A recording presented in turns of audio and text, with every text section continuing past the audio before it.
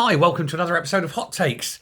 We've talked recently about the big rebellion within the Labour Party, where first there was 42 signatures on this letter calling for Keir Starmer to do better and to reverse various decisions over cuts to welfare, PIP, heating allowance and so forth.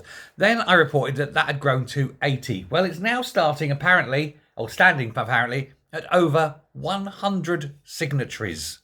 Over a quarter of his party. He cannot ignore this. And if he does, he cannot survive. And they're not just talking about abstaining. They're talking now actively voting against it. They are so strong. They're confident that they can vote against it and that they will not lose their whips. Because after all, he can hardly lose 100 seats. He can hardly take the whip from 100 MPs. Indeed, if he did that and they went onto the other benches, he'd be in a minority. He could lose his government over it. And so on the face of it, he's in deep trouble. It just couldn't happen to a nicer guy, really. So a more worthy guy.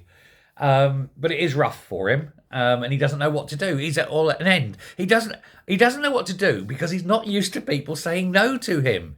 He's always had that I'm in charge and you will obey. Now all of a sudden they're saying, F you, Keir. And such is the position that he hasn't got any argument. And it's not as though it's just the welfare problems he's got. He's got an economy that's tanking because he's got an idiot in charge of, the nation's finances.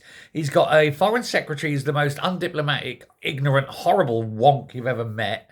You've got a Home Secretary who's failed at everything. You've got an Education Secretary, Phillipson, who he's going to have to fire this week, or at least whenever it is, this week, next week, whenever that reshuffle comes, she's gone.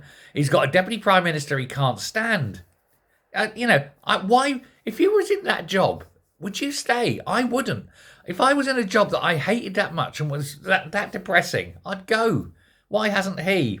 Because he's got no power. He's in office, but not in power. His authority has gone. And the thing is, everyone now in the Labour Party knows it.